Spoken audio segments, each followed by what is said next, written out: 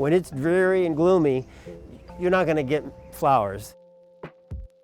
So you want to build everything up right before then, and then it'll kind of coast through the winter, coast through Christmas, coast through the New Year, and coast right into February.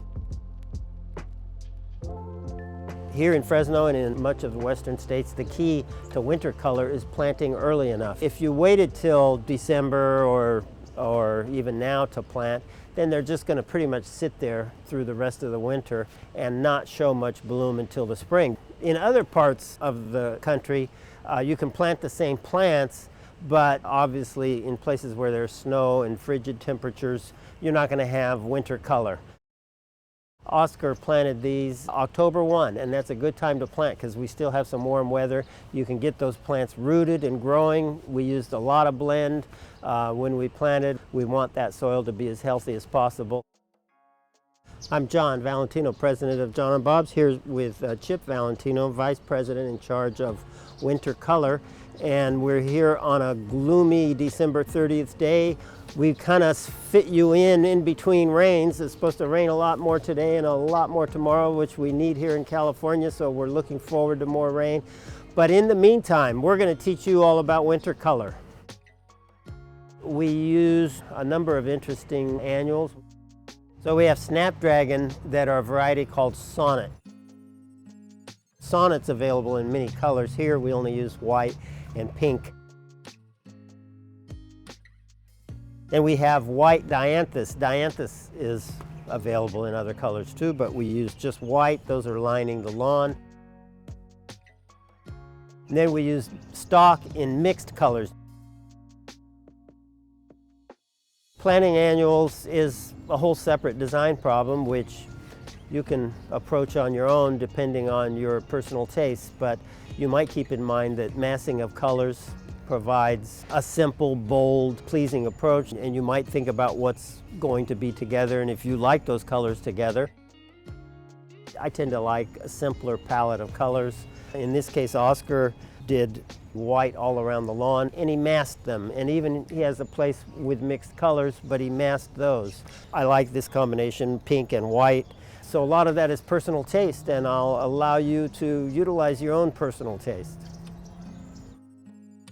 So at the same time Oscar planted these in the ground, he planted some in containers with a mandarin orange. And you'll see what tremendous yields they're getting on both. Another good winter annual that we have here is white and pink Cyclamen.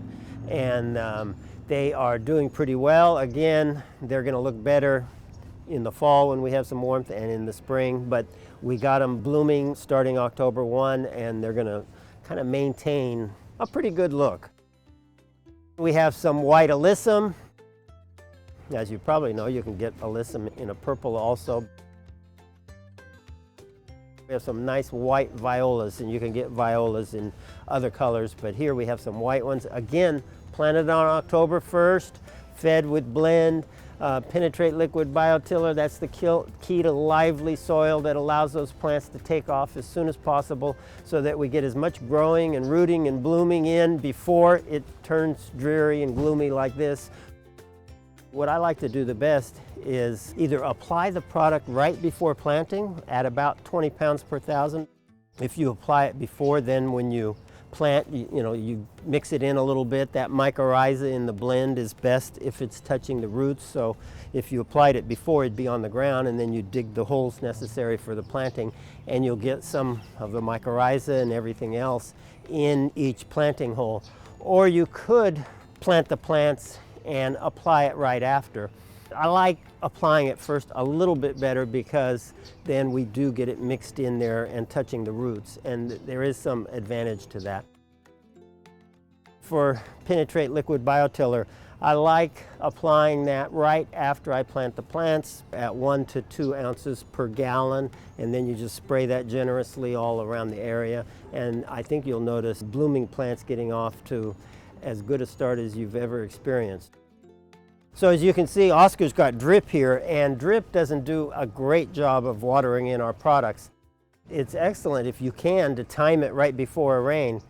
unless it's going to be a torrential downpour that's going to have erosion and stuff. But if it's just a good heavy soaking rain, that's an excellent time, and that's much more effective at breaking down the product and allowing it to enter the soil profile than the drip irrigation. The drip irrigation, you'll get a good start on it, but it doesn't do as thorough a job as either a rain or some kind of overhead sprinkler system, or you can even spray it with a hose if you want to.